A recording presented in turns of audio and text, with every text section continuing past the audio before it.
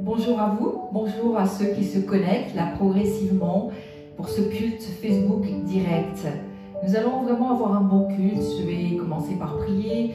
Nous allons aussi avoir la louange, l'adoration. Et puis je partagerai avec vous un message sur la culture du manque d'honneur. Voilà, je voudrais simplement que nous puissions nous laisser bercer par le piano quelques instants. Et nous nous tenons ensemble devant le Seigneur simplement. Alléluia. Seigneur, ce matin, nous venons à toi. Nous voulons, Seigneur, t'adorer en esprit et en vérité. Tu es le seul qui est digne de toute notre adoration. Tu es le seul dont le nom est élevé. Et nous l'élevons encore ce matin. Au-dessus de nos vies, nous élevons le nom de Jésus. Au-dessus de toute situation, nous élevons le nom de Jésus. Au-dessus de tout blocage, au-dessus de toute limitation dans nos vies, nous élevons le nom de Jésus. Nous élevons ton nom saint et ton nom glorieux au-dessus de nos combats, au-dessus de nos incompréhensions, au-dessus de nos problèmes. Nous proclamons le nom de Jésus, la puissance du nom de Jésus, le miracle de ton nom puissant. Nous proclamons que tu es Dieu, le seul Dieu, et nous t'adorons. Merci pour la présence des anges, et nous voulons faire révérence et honneur à la personne du Saint-Esprit. Saint-Esprit, nous avons besoin de toi. Utilise-nous pour être un agent de bénédiction, un agent de guérison et de délivrance parmi ton peuple, au milieu de ceux qui se connectent pour assister à ce culte.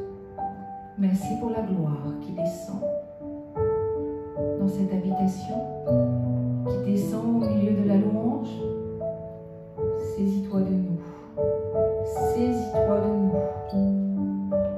Oh Seigneur, tu es glorieux. Tu es glorieux. Et nous te bénissons ce matin. Seigneur, merci pour la vie.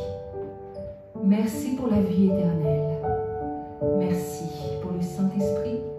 Merci pour l'onction. Merci pour ce que tu as fait de nos vies. Et nous venons à toi tels que nous sommes ce matin, juste de dire merci Seigneur. Sois glorifié, sois élevé dans nos vies. Saint-Esprit, nous te prions de nous influencer. Influence nos caractères, influence nos personnalités, influence-nous dans tout ce que nous sommes, influence-nous dans notre façon de parler, dans notre façon de raisonner, dans notre façon de prier. Influence-nous. Nous recherchons ton influence et ta sagesse. Seigneur, plus de toi ce matin, plus de toi dans nos vies. Règne, que ton règne vienne dans nos vies, dans nos services pour toi, dans notre travail, dans tout ce que nous faisons, que ton règne vienne, que ta volonté parfaite se fasse et qu'elle descende sur cette terre. Nous venons à toi, Seigneur, tels que nous sommes. Change-nous. Bénis-nous. Seigneur, tu es glorieux. Tu es merveilleux. À qui irions-nous? Tu as les paroles de la vie éternelle. Ô Seigneur, Père de gloire, El Shaddai, Dieu puissant, manifeste ton royaume ici-bas. Manifeste-toi, Saint-Esprit, pendant ce culte, afin que chacun soit abreuvé, afin que chacun soit nourri spirituellement, afin que chacun reçoive la bénédiction qui vient du ciel et qui descend, cette onction qui descend sur nos têtes, sur nos vies et sur nos corps, et qui nous guérit et qui nous délivre. Onction fraîche ce matin. Oh Seigneur, tu es glorieux.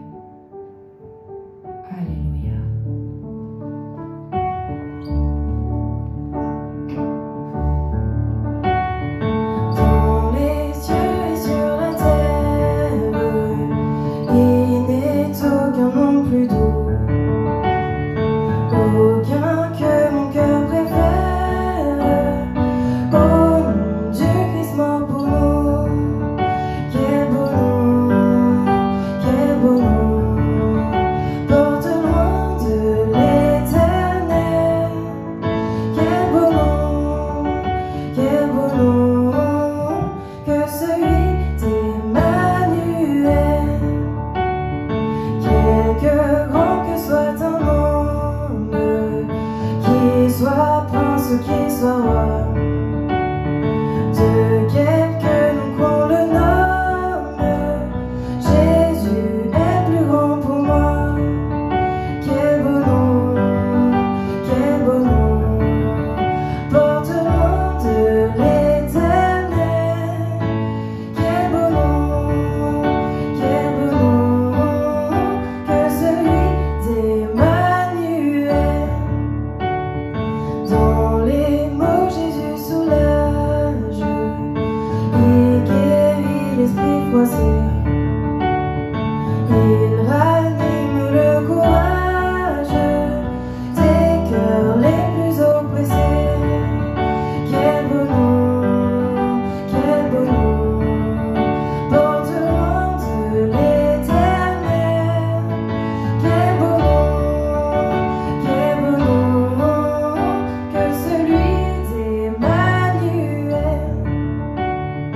Les séraphins, les archanges portent des noms glorieux, et le plus beau nom des anges pourrait-il me rendre heureux? Quel beau nom, porte loin de l'éternel. Quel beau nom, que celui d'Emmanuel. Quel beau nom.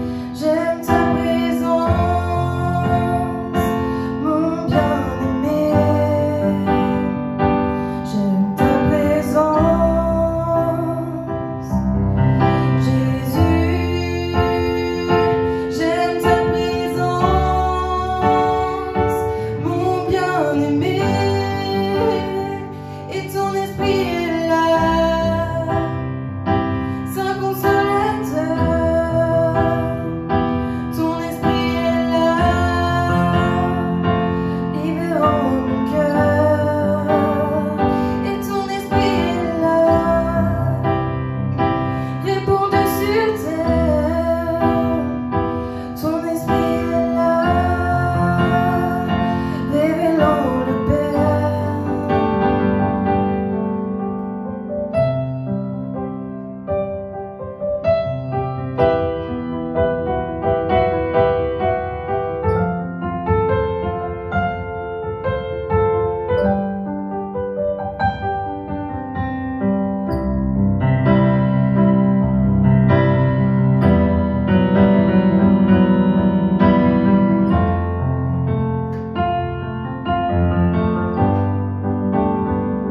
J'aime ta présence,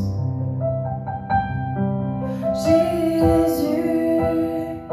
J'aime ta présence, mon bien-aimé. J'aime ta présence, Jésus. J'aime ta présence, mon bien-aimé. Et ton amour est là, puissant, infini. Ton amour est là, guérissant ma vie.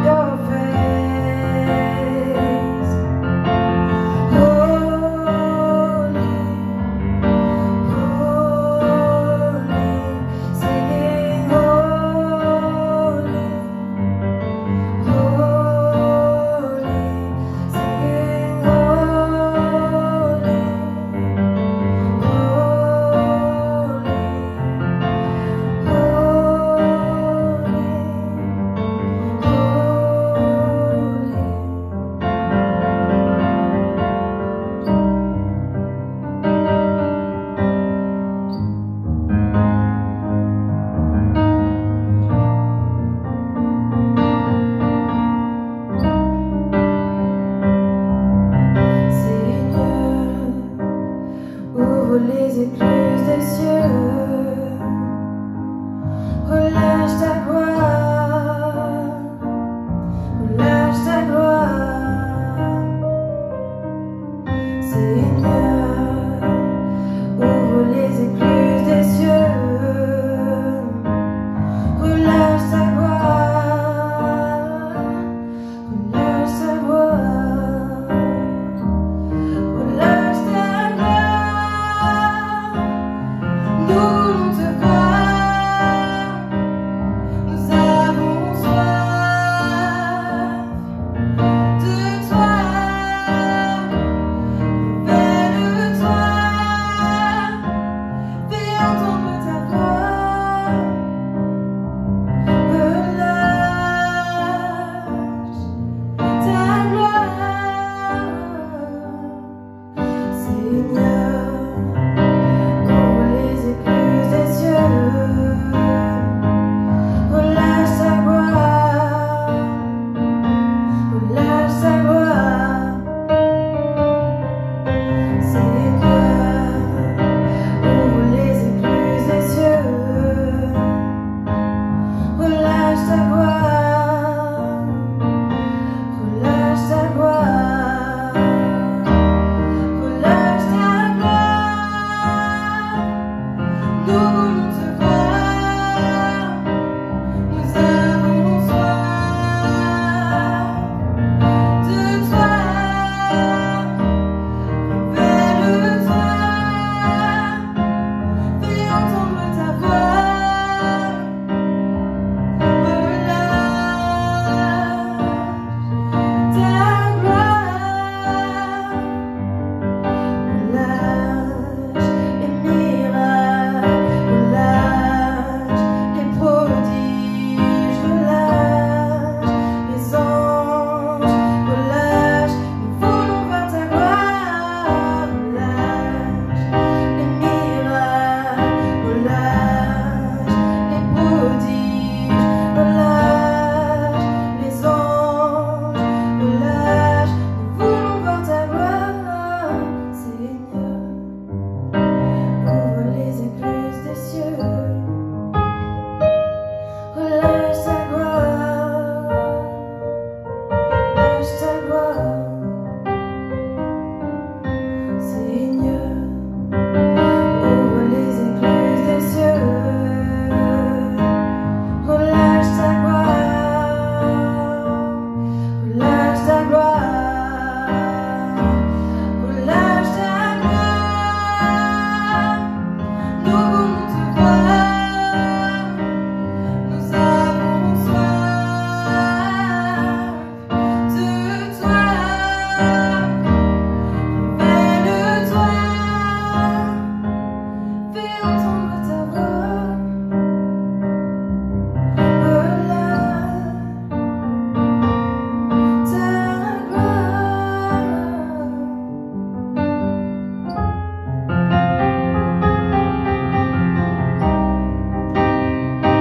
Nous avons soif de toi.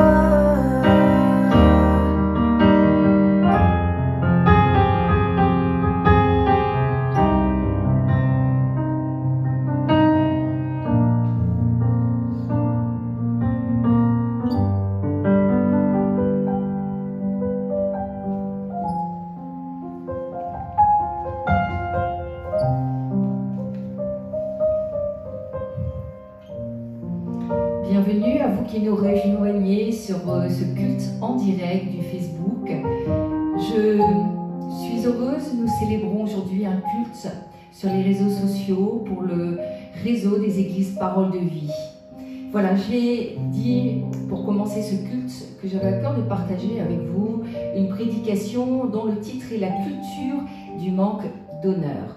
Alors pourquoi la culture du manque d'honneur? Je crois que nous sommes malheureusement, je dirais en France, à la différence de certains pays, nous assistons à une culture du manque d'honneur par rapport aux serviteurs et aux servantes de Dieu et particulièrement par rapport aux pasteurs. Donc c'est le thème de mon message, c'est honorer les serviteurs loin de Dieu et respecter également le sacré. Donc, alors que nous devrions effectivement avoir de la considération pour les pasteurs qui ont nos âmes, je dirais, à charge et qui sont dans le sacerdoce, et les pasteurs, en tant que pasteurs, nous savons qu'un jour, et d'ailleurs dès maintenant, mais un jour nous devrons rendre compte à Dieu pour ce que nous avons fait auprès des âmes, le travail que nous avons fait auprès des âmes. Je crois qu'à l'heure actuelle en France, il y a ce que j'appellerais une décroissance de l'honneur. C'est-à-dire qu'un pasteur qui est dans une église, il voit qu'au fur et à mesure, malheureusement, des années où il est dans l'église, il y a une évolution normale vers la décroissance de l'honneur en son encontre. Dans sa propre église, il arrive qu'un pasteur, effectivement, au fil des années, soit de moins en moins considéré ou tout au moins de moins en moins honoré. Et pourquoi et comment ça s'explique? Je crois que c'est assez simple. Au fil des années, ses dons, ses talents, son leadership, qui est unique, sont finalement considérés comme des choses, entre guillemets, normales, sont des choses acquises. Et au fur et à mesure que le temps passe, finalement, tout cela devient un petit peu banal. Et tout le monde s'attend à être béni, puisqu'ils ont été bénis, nous avons été bénis pendant des années. Alors il est juste et il est normal, finalement, de continuer à être béni comme ça a toujours été le cas. Et donc, les faiblesses, peut-être certaines lacunes, certains traits de personnalité aussi du pasteur peuvent effectivement devenir plus évidents, je dirais, au fil des années, alors que nous côtoyons le pasteur, nous côtoyons l'homme de Dieu, et nous finissons par croire que le pasteur oint est finalement un homme ordinaire. Et je crois que ce matin, il convient d'être enseigné par rapport à cela et de voir ensemble ce que la parole de Dieu dit à propos de l'honneur. Donc tout au long de la Bible, c'est la première chose, nous voyons que Dieu utilise des personnes ointes comme des agents de changement pour nos propres vies, des agents de bénédiction et des agents de délivrance. Nous pouvons trouver cela tout au long du fil de l'histoire de la Bible. Et nous voyons que finalement nous avançons dans la vie grâce à ces personnes ointes qui manifestent la puissance de Dieu et que le Seigneur s'est choisi. Parce que je vous rappelle que c'est Dieu qui a élu, c'est Dieu qui a choisi des personnes pour les remplir du Saint-Esprit et qu'elles puissent manifester la puissance de Dieu. Donc je dirais qu'il n'est pas donné à tout le monde de manifester les dons du Saint-Esprit, de manifester la puissance de Dieu. Comment? À travers des guérisons, vous priez pour quelqu'un et la personne guérit, il y a des beaux témoignages. Quand vous priez pour les gens, ils sont délivrés et vous voyez que finalement, la puissance de Dieu accompagne tel ou tel serviteur, servante de Dieu, pasteur. C'est ce que j'appellerais la personne qui est ointe, qui a été choisie par Dieu, qui a été élue par Dieu pour, je dirais, amener une démonstration du royaume de Dieu, qui est un royaume non de parole, non de mots, mais un royaume de puissance. Alors Dieu se choisit des hommes et des femmes et il va les équiper en fonction de la tâche et qu'il va leur donner en fonction, bien sûr, de leur appel, de leur élection, je dirais en fonction de leur vocation également. Dieu va les équiper différemment et nous avons une pluralité de ministères en France qui est tout à fait merveilleux. Et si nous contestons le choix de Dieu, alors je voudrais vous dire que nous n'honorons pas Dieu. Si nous contestons, nous commençons à contester, voilà, telle personne non, je suis d'accord pour que tel pasteur puisse effectivement être honoré, tel autre non, l'élection de Dieu pour tel ministère et pas celui-là, alors que nous savons qu'il y a effectivement un témoignage du ministère. Nous voyons que le ministère est puissant, qu'il y a l'onction, qu'il y a la manifestation de la puissance de Dieu. Alors je voudrais dire que nous déshonorons Dieu. Nous devons recevoir loin la personne qui est ointe en fonction de son rang. Je voudrais lire avec vous ce que dit la parole de Dieu à ce sujet, que l'on trouve donc dans les évangiles, dans l'évangile de Matthieu, au chapitre 10 et au verset 41. Celui qui reçoit un prophète en qualité de prophète recevra une récompense de prophète, et celui qui reçoit un juste en qualité de juste recevra une récompense de juste. Alors ce verset nous amène à nous poser certaines questions et je dirais il faut avant toute chose discerner le vrai statut de la personne à laquelle nous avons affaire. C'est important puisque comment recevez-vous la personne, que ce soit dans votre église, chez vous, l'enseignement de la personne, la prière de la personne, comment vous le recevez et est-ce que vous avez discerné qui est le serviteur, la servante, la personne moindre, le pasteur, quel est son vrai statut qui n'est pas toujours évident, il faut le discerner en esprit. Est-ce que vous avez affaire à un grand pasteur? Est-ce que vous avez affaire à un petit pasteur?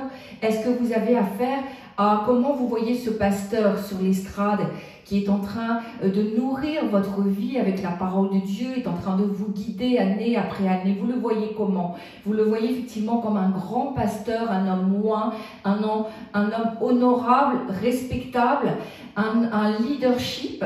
Est-ce que vous le voyez comme un petit pasteur et qui effectivement quand il descend de l'estrade n'est plus loin? Ce qui n'est pas juste d'ailleurs de penser ainsi. Est-ce que vous le voyez comme un frère et finalement même vous pouvez convoiter le fait qu'il puisse prêcher le dimanche?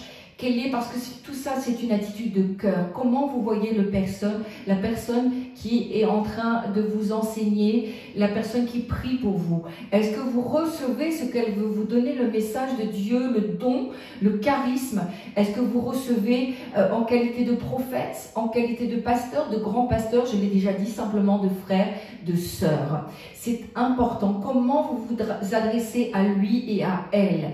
Comment vous parlez à votre pasteur? C'est important aussi ces choses. Est-ce que nous sommes dans la vulgarité? Est-ce que nous ne mettons pas, je dirais, assez d'honneur quand nous nous adressons à un serviteur de Dieu? Quel niveau, puisque je parle du discernement, nous devons voir aussi quel est le niveau que cette personne a atteint. Et nous devons vraiment être honnêtes pour voir quel niveau elle a atteint, quel genre de statut et de grâce sont sur sa vie. Est-ce qu'effectivement, si elle manifeste la puissance de Dieu, vous pouvez vous dire qu'il y a de toute manière une grâce supplémentaire sur sa vie et certainement une faveur que Dieu a déposée. Parce que nous savons que tout le monde ne peut pas manifester l'onction comme cela. Et tant que vous recevrez une personne d'une certaine manière, puisque c'est une disposition de cœur, vous recevrez une récompense, je dirais, qui sera correspondante à la manière dont vous recevez le message, vous recevez la prière. Si je suis effectivement un pasteur et qu'on me traite comme une sœur, je crois que les personnes, et c'est ce que me dit la parole de Dieu, ils recevront simplement une récompense de sœur, peut-être une exhortation qui fera du bien, mais certainement pas tout le contenu, toute l'onction et la bénédiction que le Seigneur désire m'amener dans ma vie. Donc nous devons discerner les gens loin, et je crois qu'en France nous avons du mal avec cela. Il y a beaucoup d'enseignants, il y a beaucoup de prédicateurs, et alléluia. Je crois que beaucoup sont appelés, que certains ne sont pas appelés, mais voilà, que chacun, je dirais, fasse ce qu'il a reçu selon sa conscience. Mais en tous les cas, il y en a peu qui manifestent réellement l'onction. Quand ils prient, il y a du changement. Leur leadership amène un changement dans la vie des gens, un changement toujours positif. Ça, il y en a beaucoup moins. Je crois qu'en France, on n'est pas forcément, on ne discerne pas, on ne recherche pas cela par rapport au Saint-Esprit, à la manifestation de la puissance du Saint-Esprit. Et pourtant, c'est important. Je sais que la parole change des vies et c'est pour ça que j'aime prêcher, j'aime enseigner parce que je vois vraiment toute l'onction qui est portée dans la parole de Dieu. Et je vois combien les mentalités changent, combien les gens qui étaient dans certaines captivités sont libérés à travers la parole de Dieu. Mais je crois qu'il faut aller plus loin. Et je crois vraiment que quand nous prions pour les gens, nous devons le faire avec vraiment foi, avec onction. Nous devons visionner le miracle, nous devons visionner la guérison et la délivrance. Je crois que trop de pasteurs aujourd'hui s'en tiennent à enseigner le fait que Jésus guérit encore, a enseigné qu'effectivement, il y a la puissance de Dieu qui agit, mais nous devons le démontrer. Nous devons rechercher l'onction. Nous devons rechercher à manifester la puissance du Saint-Esprit quand nous sommes dans le leadership, quand nous sommes serviteurs, servantes de Dieu ou pasteurs. Ne nivellons pas par le bas. C'est tellement important en disant que finalement, comme je l'entends quelquefois, nous sommes tous frères et sœurs, toi pasteur, mais tu es avant tout une sœur. Ça, je crois que c'est vraiment, en France, c'est un problème que nous avons du fait de niveler vers le bas. Non, reconnaissons humblement qu'il y a des appels qui sont différents. Reconnaissons qu'il y a des responsabilités que Dieu a données et des élévations que Dieu a données qui sont différentes, des leaderships qui sont également différents. Et il y a des mises à part et des consécrations qui sont différentes. Nous ne pouvons pas niveler par le bas, je dirais, et penser que nous sommes tous au même niveau, c'est faux et ce n'est pas biblique. Si l'onction n'est pas honorée, elle ne fonctionne pas. Et ce n'est pas nouveau. C'est arrivé dans le ministère terrestre de Jésus. Quand il s'est rendu dans sa ville natale, à Nazareth, il n'a pas été honoré. Au contraire, il a été vraiment méprisé. On a enquêté sur son histoire, l'histoire de sa vie, sur l'histoire de sa famille, et son message n'a pas été écouté. Mais l'onction n'a pas fonctionné à Nazareth parce qu'il n'a pas été honoré en tant que ministère très oint. Aucune personne ointe, puisque je parle de la nécessité de rechercher l'onction, aucune personne ointe ne pourra œuvrer correctement si elle n'est pas honorée. Et nous avons un problème en France avec cela. Nous ne voulons pas, ou nous mettons des limites au fait d'honorer les pasteurs et les ministères. Nous avons peur qu'ils s'enorgueillissent. Mais c'est faux. Et je vais vous donner des versets et des passages, je vais vous démontrer que ce n'est pas biblique. Personne ne peut bénéficier pleinement du ministère oint si la personne n'honore pas le serviteur qui est oint. Puisque bien sûr l'onction est sur la personne. L'onction c'est la manifestation de la puissance du Saint-Esprit. Mais c'est la personne qui porte cela en elle. Une personne que Dieu a élevée. Une personne que Dieu a choisie. C'est pour cela que certains pasteurs ont un impact, je dirais, plus fort hors de leurs églises, hors de leur église, que dans leur propre église à l'intérieur. Je voudrais lire avec vous Galates 6, chapitre 6, verset 6 et verset 7. Galates 6, 6 et 7. Que celui à qui l'on enseigne la parole fasse part de tous ses biens à celui qui l'enseigne. Ne vous y trompez pas. Nous pouvons être trompés par cela. Alors là, vraiment, c'est ne vous trompez pas. Ne vous laissez pas tromper et abuser par cela parce qu'on nous dit, le verset, on ne se moque pas de Dieu. Ce qu'un homme aura semé, il le moissonnera aussi. Honorer loin de Dieu, le serviteur, la servante, le pasteur, honorer loin de Dieu, c'est une obligation. C'est ce que nous lisons dans ce verset. Pour ceux qui ont été bénis, en tout cas, pour ceux qui ont été guéris, pour ceux qui ont été délivrés, c'est pas une recommandation, c'est réellement une obligation. Ne vous y trompez pas, on ne se moque pas de Dieu.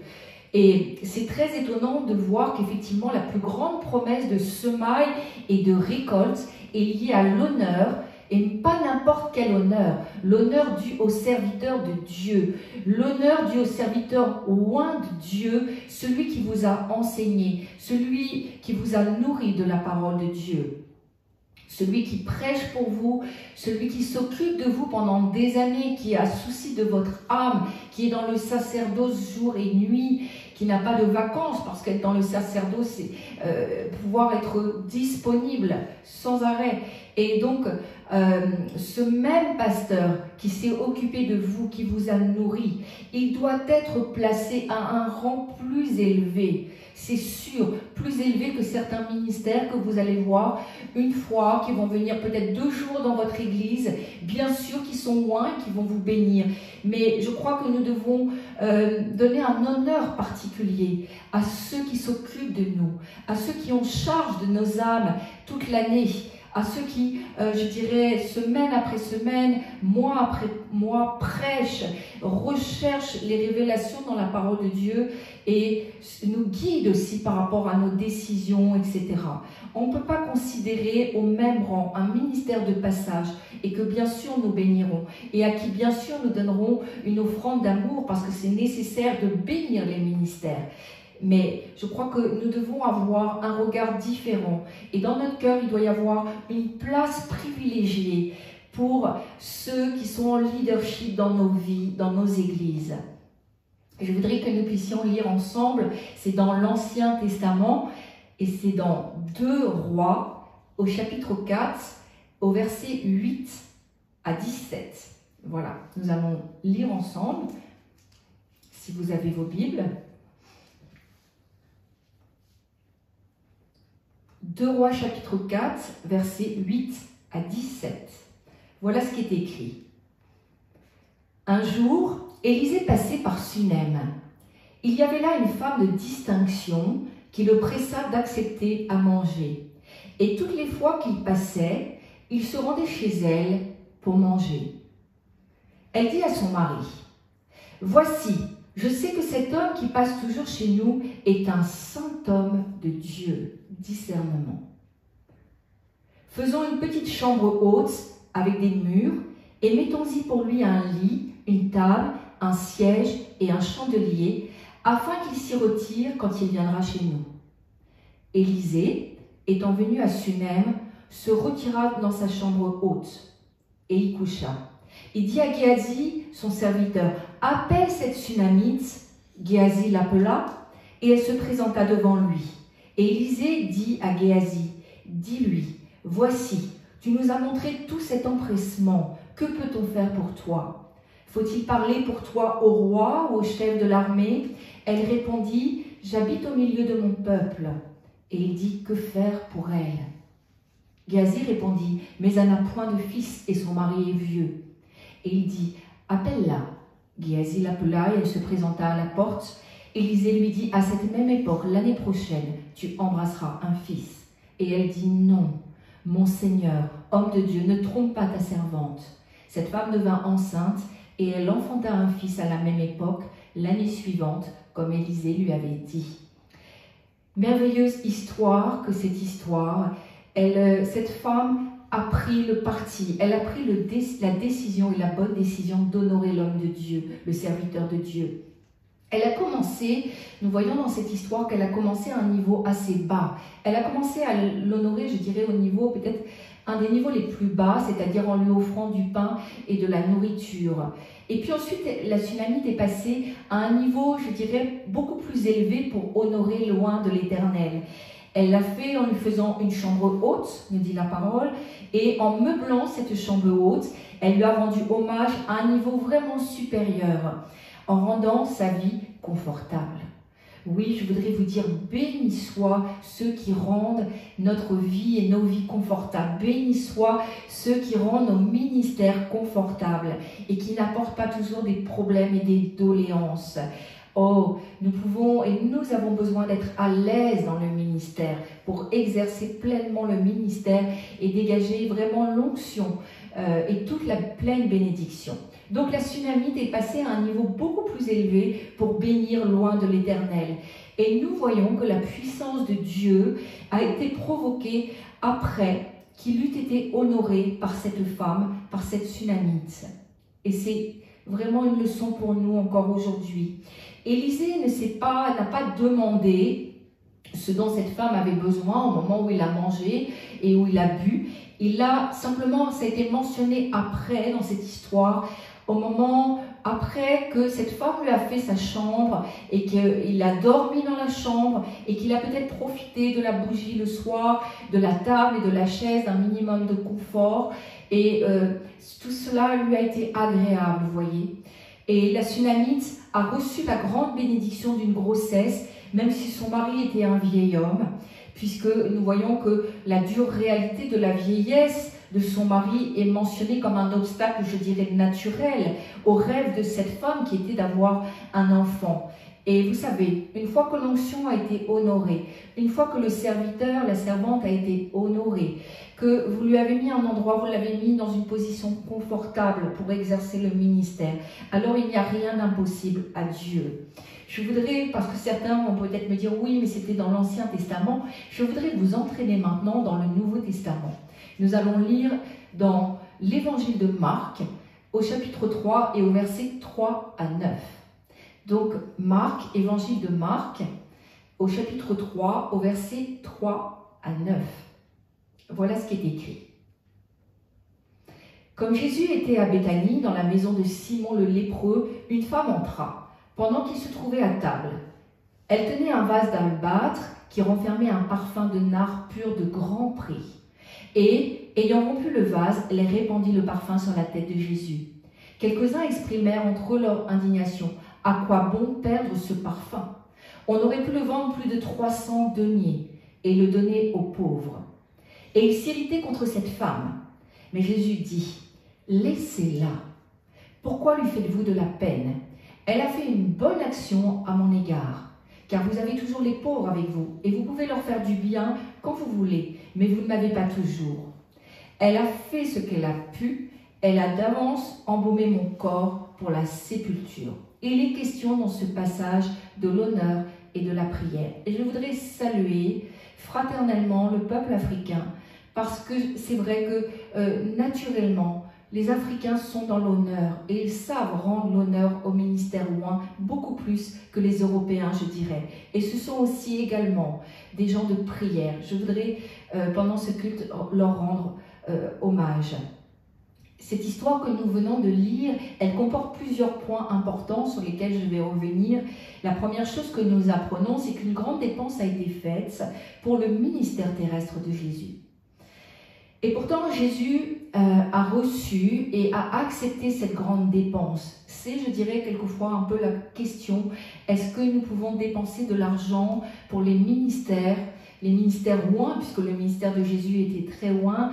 Et là, Jésus a répondu et il nous a donné l'exemple, oui, il a reçu et il a accepté cette grande dépense, ce grand honneur qui a été fait, il l'a accepté. Il n'a pas réprimandé cette femme, il ne l'a pas maudit, il n'a pas dit qu'elle faisait quelque chose de mal et que cet argent pourrait et serait mieux pour les pauvres. Non, il a accepté l'honneur et il a accepté la dépense qui allait avec l'honneur. Parce que parfois, le fait d'honorer vous fera passer également, parce que je crois qu'il ne faut pas simplement, il faut faire des actes de foi et parfois, vous devrez aussi faire des offrandes d'amour pour démontrer que vous honorez des ministères. Donc, Jésus ne pensait pas que la femme, c'était une mauvaise chose ce qu'elle avait fait. Et il a demandé d'ailleurs qu'on la laisse tranquille. Il a demandé de ne pas la blâmer. Et vous savez quoi? Il a demandé de ne pas la culpabiliser. Parce que c'est bien ça le problème des fois que nous avons. Nous sommes un peu religieux dans notre conception. Et nous avons tout fait de culpabiliser la personne qui, elle, a agi. Et elle a agi vraiment sous l'impulsion du Saint-Esprit. Avec foi, avec zèle, elle a agi. Et après, une fois que peut-être...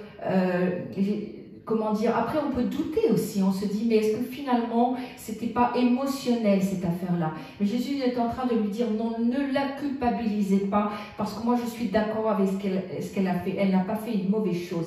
Il a accepté tout à fait l'honneur qui lui avait été fait. Et je crois vraiment qu'il y a parfois certains pasteurs qui rejettent l'honneur, mais nous ne devons pas le rejeter. Nous devons, en raison de l'onction, dire que nous sommes d'accord pour recevoir de l'honneur. Donc, on doit comprendre que les gens honorent la puissance de Dieu qui est en nous. Vous voyez, bien sûr qu'on ne peut pas faire la différence entre l'homme et la femme et l'onction, puisque l'onction est sur nous, et l'onction et le Saint-Esprit est avec nous, sur nous. Mais je crois qu'il faut accepter aussi que les pasteurs en France, les ministères doivent accepter de recevoir l'honneur qui leur est dû. Jésus a dit, elle a fait une bonne action. Parce qu'il faut aussi des fois que ce pas simplement, vous voyez, que ce soit pas simplement de nos bouches, que ce soit pas simplement je vais prier pour ce ministère. Mais non, il faut aussi faire des actions. Les dons sont des actions. Poser des actes, ce sont des actions. offrir des offrandes sur vos autels à des ministères qui vous ont bénis. Oui, ce sont des actions et c'est une bonne action. Jésus a dit que cette femme avait agi correctement. Il a dit qu'elle avait fait une bonne chose et qu'un bon travail avait été accompli. Et elle a dit aussi, Jésus a dit qu'elle a fait ce qu'elle a pu. Et vous savez, il y a des gens qui ne peuvent pas faire grand-chose, mais ils font ce qu'ils peuvent. Et ça a été le cas de cette femme. Donc peut-être que vous n'avez pas l'onction ou le don de guérison, peut-être que vous n'avez pas la foi pour prier pour les gens et pour les délivrer, mais en tous les cas, ce que vous pourrez toujours faire, c'est honorer celui qui manifeste ou celle qui manifeste la puissance de Dieu. Vous pourrez le faire. Et si vous le faites, votre mémoire sera honorée pour avoir honoré des personnes ointes. Jésus-Christ a prophétisé que l'on se souviendrait de ce que cette femme a fait.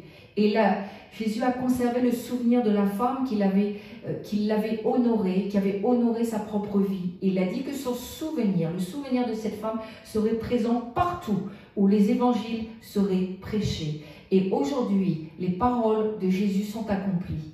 On se souvient d'elle, on écrit à son sujet, des livres sont écrits à son sujet, on prêche à son sujet, beaucoup de messages sont faits à son sujet. Et Jésus a parlé du discernement de cette femme. Il a dit qu'elle avait été guidée par le Saint-Esprit, elle l'avait au moins pour son enterrement. Et il a annoncé, à travers cette histoire, Jésus a annoncé qu'il allait mourir et que son corps était déjà embaumé par le parfum qui a été répandu sur lui, le parfum qui a été répandu sur son corps pour le moment, allait lui servir quand il allait être mis au tombeau. C'est-à-dire, il a dit, voilà, je vais mourir. Et le parfum qu'elle est en train de mettre sur moi servira pour mon embaumement. Il savait que son embaumement ne serait pas complet parce qu'il allait ressusciter et nous voyons que de toute manière, les orifices de son corps n'ont pas été bouchés avec des aromates comme c'était la coutume chez les Juifs, comme le voulait la coutume, mais c'était Shabbat et ils devaient l'enterrer. Et ils l'ont fait, mais ils l'ont fait avec les premiers rudiments, je dirais, de l'embaumement. Jésus, ils l'ont descendu de la croix, ils lui ont mis quelques aromates, mais l'embaumement a été absolument incomplet. Vous savez, ses os n'ont pas été brisés, c'est ce que nous dit la parole de Dieu. Ses jambes n'ont pas été cassées. Son corps n'a pas été violenté parce que l'embaumement pratiqué dans les 7 orifices, selon la coutume juive, vraiment violentait les corps. C'était rude pour les corps. Et Jésus n'a pas subi ça puisque Dieu n'a pas permis. Joseph d'Arimathée avait des aromates, il a additionné ces aromates avec les aromates de Nicodème et ils ont mis ça autour du linceul. Le corps de Jésus sentait bon. Alors que le corps de Jésus a été mis au tombeau, il a été mis avec une bonne odeur. Vous savez, nous voyons aussi dans cette histoire, parce qu'il y a beaucoup de choses à dire, mais nous voyons que l'hommage de la sépulture est biblique. Ce que les catholiques font, c'est biblique. Et ce que nous pratiquons aussi, c'est biblique. Cette histoire que je vous ai lue d'un point de vue spirituel signifie que même dans sa mort, Jésus a accepté l'honneur. Le passage vers sa mort est très important et il ne faut pas plaisanter avec cela. L'honneur que Jésus a reçu, il l'a voulu aussi jusque dans sa mort. Et vous savez, nous voyons que les satanistes déshonorent la mort de Jésus. La croix, avec la croix qu'ils mettent à l'envers, avec la croix qui est renversée, ils déshonorent vraiment la mort de notre Seigneur Jésus. Et cette histoire, d'un point de vue spirituel, nous rappelle qu'on ne doit pas salir la mémoire d'un serviteur ou d'une servante de Dieu qui est mort. Sa mémoire ne doit pas être salie même dans sa mort, même si la mort est arrivée d'une façon qui est incompréhensible, une façon qui nous échappe. Nous devons respecter, continuer d'honorer si la personne a une vie exemplaire. Jésus nous a avertis que nous aurons à respecter sa mort, nous aurons à le respecter jusque dans la forme de mort, vous voyez, qu'il a endurée. Parce que pour les Juifs, je veux rappeler que c'était un objet de scandale, la mort de Jésus. Mais Jésus a dit, voilà, jusque dans ma mort, je vais être honoré. Si un homme de Dieu vient à mourir dans des conditions bizarres, Il faut vraiment, si sa vie a été exemplaire, a été un modèle, il faut continuer de l'honorer. N'attendons pas que les gens soient morts, et ça c'est vraiment important.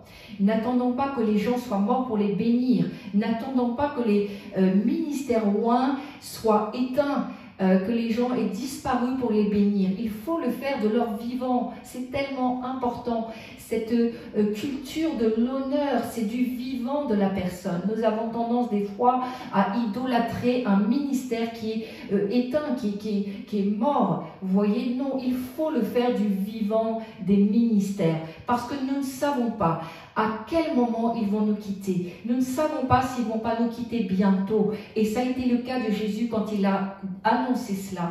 Il a annoncé sa mort. Qui aurait pu penser que son ministère terrestre se serait arrêté à ce moment-là? Personne n'aurait pu le penser, personne n'aurait pu l'imaginer, mais il a annoncé que sa mort allait survenir rapidement, puisque le parfum répandu, bien sûr, il fallait qu'il continue de sentir, donc ce n'était pas un mois plus tard qu'il allait être mis au tombeau.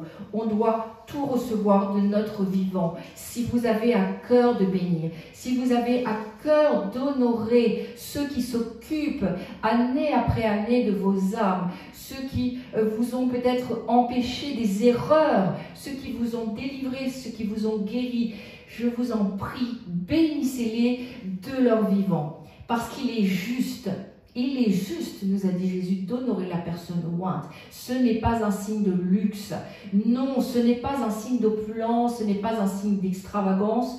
Ce n'est pas de l'orgueil, ne prenez pas ça comme de l'orgueil, c'est absolument biblique. Et la Bible nous dit que si nous honorons, alors nous allons recevoir la pleine bénédiction. Nous allons recevoir toute la réalité de la bénédiction que Dieu désire faire descendre sur nous. C'est une histoire de cœur. Nous ne devons pas en France accepter la pauvreté. Si on est un ministère, nous ne devons pas accepter la pauvreté. Nous ne devons pas accepter l'humiliation, parce que cela ne fait pas bon ménage avec l'onction. Mais nous devons rester dignes. Nous devons nous rappeler que la bénédiction est attachée à nous, et nous rappeler que tout ce qui est de pauvreté n'est jamais une bénédiction dans la parole de Dieu. La pauvreté n'a jamais été et ne sera jamais un signe de bénédiction dans la Bible. Donc notre Sauveur, alors qu'il était dans le ministère terrestre, a validé l'honneur pour ceux qui étaient loin. Et il a dit, il l'a assimilé à quelque chose de grand prix. Voilà, c'est un principe biblique que je voulais vous transmettre ce matin, qui est important. Et si vous décidez, à partir de maintenant, de pratiquer ce que j'appellerais la culture de l'honneur, vous allez voir vraiment vos vies changer. Vous allez voir que Dieu va se plaire tellement à vous bénir, à vous remplir, et jusqu'à déborder. Vous pourrez donner vos offrandes, donner votre honneur, donner votre louange, faire une place à part pour ceux qui vous servent dans le ministère et dans le sacerdoce. Je voudrais vraiment vous bénir ce matin et prier quelques instants afin que vraiment le Saint-Esprit, je crois que si vous avez été touché, je crois vraiment qu'il faut prendre aussi des décisions et se dire peut-être je n'avais pas bien compris cette culture de l'honneur et que je pensais que finalement l'homme de Dieu était orgueilleux, suffisant, vous voyez, que non, ce n'était pas juste, ou qu'il devait être pauvre, ou non. Vraiment, je vous ai lu qu'une infime partie des versets qui parlent de l'honneur pour les personnes vraiment qui ont souci de nos âmes, qui sont dans le leadership pour nous. Seigneur, je te loue et je te bénis. Je te remercie pour tous ceux qui écoutent, les frères, les sœurs, les amis, ceux qui viennent sur le Facebook. Et c'est la première fois qu'ils entendent ce type de message, que ta grâce descende sur eux, que ta conviction soit sur eux. Et je te prie pour que dans ce pays de France, on puisse enfin honorer les pasteurs, on puisse honorer les ministères loin. Et Seigneur, je te prie vraiment que ce ne soit pas simplement de la bouche, des lèvres, mais qu'on puisse les bénir avec également des présents, des dons, des offrandes, et qu'on puisse leur faire une place à part. Et ce matin, je veux bénir aussi s'il y a des ministères, des ministres qui m'écoutent. Je prie vraiment Que la bénédiction et la grâce de Dieu et la faveur de Dieu s'attachent à vous et à vos ministères. Et que si vous êtes découragés parce qu'on ne vous a pas honoré, on ne vous a pas respecté au sein même de votre assemblée, que le Seigneur vous restaure et vous renouvelle et que vous soyez pleinement encouragés par cet enseignement. Merci Seigneur, parce que je proclame qu'à travers cet enseignement, il y en a ce matin qui prennent des décisions. Rentrez dans la culture de l'honneur, rentrez dans cette culture, afin qu'en France, on sache qu'il y a des pasteurs oints, qu'il y a des ministres oints, et qui sont pour nous utilisés par Dieu pour notre propre changement, pour nos guérisons, pour nos délivrances. Oh, merci Seigneur. Je te loue et je te bénis, et je te remercie pour ce culte, pour l'enseignement, pour la louange, pour l'adoration. Bénis-nous pendant tout ce temps de confinement qui nous reste, et donne-nous d'avoir des moments d'intimité avec toi, de révélation dans ta parole, dans le nom de Jésus-Christ. Amen. Voilà, je vous dis à bientôt pour un autre culte sur Facebook. Passez une excellente journée. Au revoir.